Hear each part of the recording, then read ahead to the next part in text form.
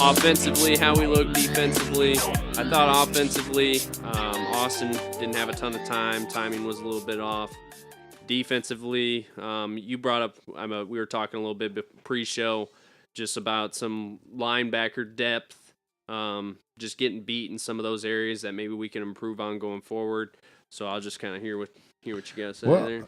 Well, from the offensive standpoint, I think they were more of a C average offensive team. They really didn't produce, offensively like they did against Florida A&M. True Florida A&M was a less opponent, but still we should have been able to go out there and get some offensive production from some guys, some receivers and running backs, which we wasn't able to get. So it kind of put the offense in a bad situation, especially with the offensive line having a hard time blocking and giving Austin time to throw the ball. But for its defensive goals, I think we beat ourselves by alignment. There was a lot of times just on alignment, we was out of position to make a play.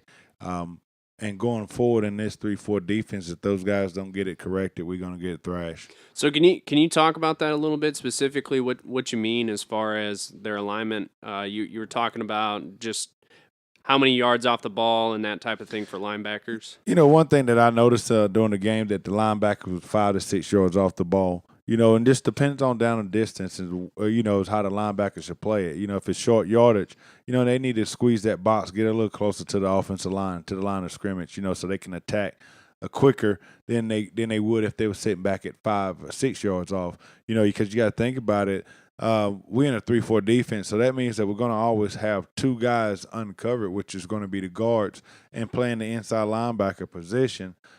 You got to be able to attack downhill. You got to get to those guys before they can get to you. And if you got an offensive guard getting on you at about 3 yards off the line of scrimmage, you was only able to come down 2 to 3 yards before the action start.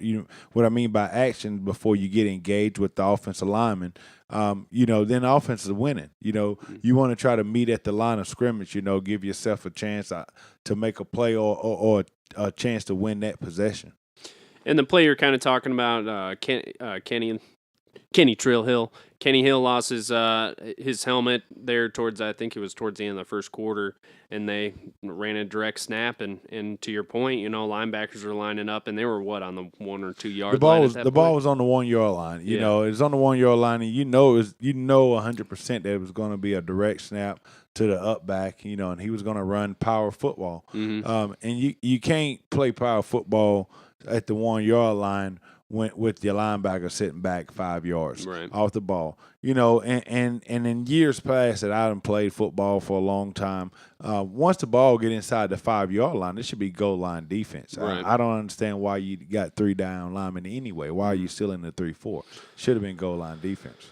So just a few things defensively. Dre Greenlaw, fantastic game, 17 tackles, 9 solos. I said earlier, I went to the game and dude was everywhere.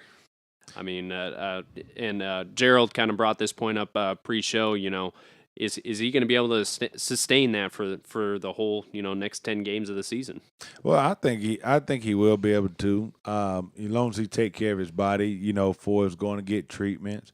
Doing the right exercise and keeping those ligaments around his ankle strong and just keeping his maintenance on his body up. I think he can do it. Now it's going to be a pounding on him. That workload is going to be hard, but if he take care of his body, I think he should be able to make it throughout the whole season. And he's our best defender that we have out there right now, so we definitely need him on the field. Do you not ideally want him to be more around 9, 10, 12 tackles? No, I honestly, I would like for him to be up there. Plus, that's how your linebackers should be. They should be your leading tackles on the field.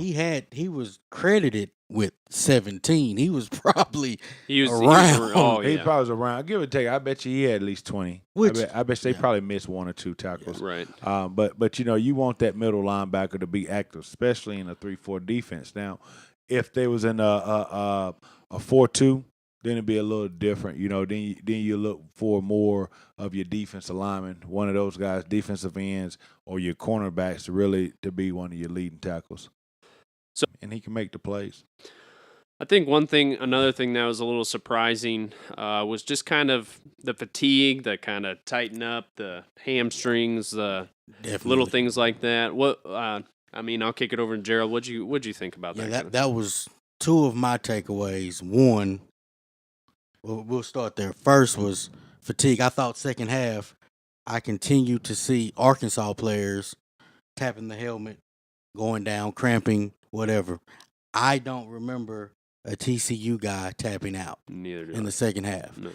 And my other point was the wow guy, the hold your breath guy. Mhm. TCU had Terrapin.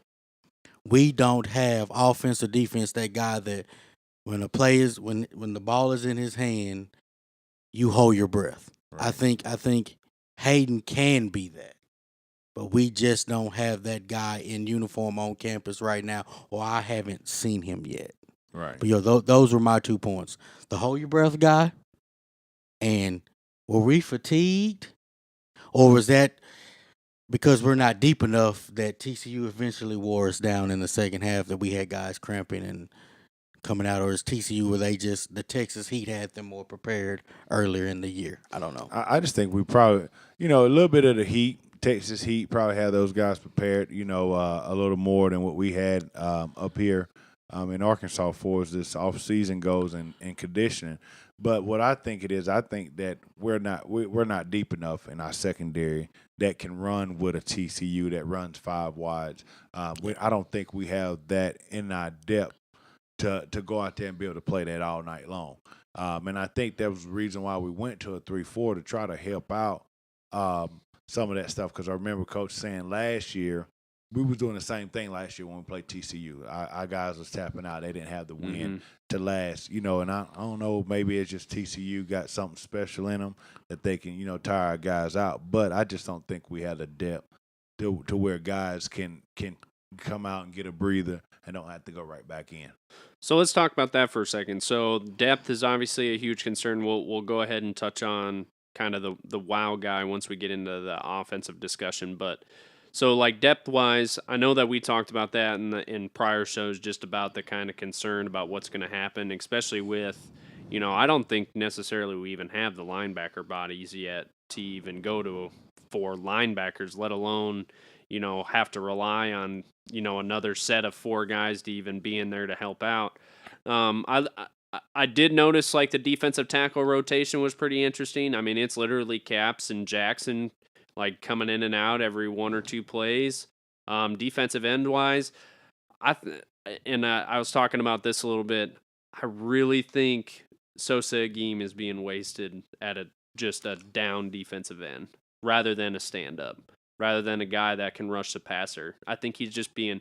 He did make some great plays yesterday. I think he had a couple tackles for losses, and there was even, I think, a 3rd and 1 that he kind of split 2 defenders and got a tackle for loss and forced a punt.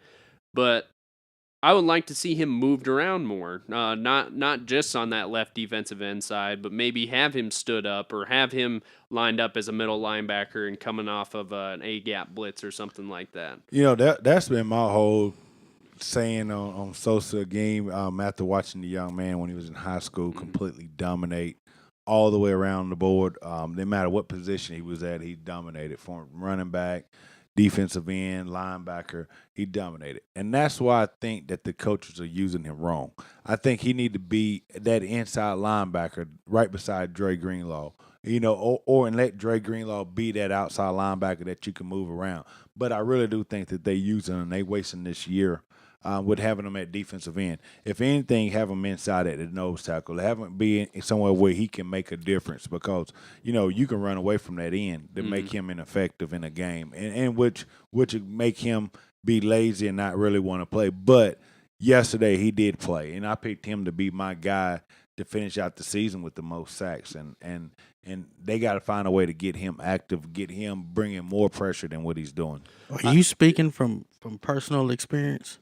Yeah, speaking from experience, a little personal experience that when you play a guy out of position, yeah, he can do it.